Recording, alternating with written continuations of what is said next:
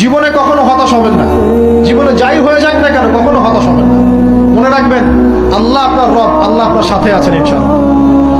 এই সমাজ আপনাকে যেভাবে শেখায়, কিভাবে শেখায়, এই যে স্কুল, কলেজ, ইউনিভার্সিটি, চাকরি, বিয়ে, সন্তান প্রতিপালন আর তারপর ইন্না লিল্লাহি ওয়া ইন্না ইলাইহি রাজিউন, এই তো শেখায় নাকি?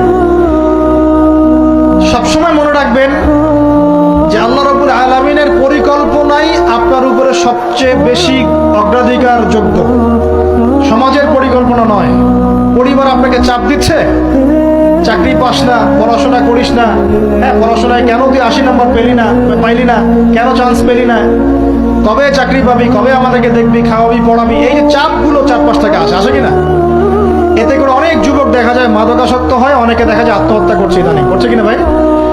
এই শব্দটা থেকে আমি এই পয়েন্টটা আজকে লিখেছিলাম যে ভুলেও আল্লাহর প্রতি বিশ্বাস এবং তাওয়াক্কুল হারাবেন না। সমাজ যেভাবে শেখায়, সমাজ চারপাশে যে চাপ আপনাকে দিচ্ছে, এই চাপে নিজে গা ভাসিয়ে দিবেন না।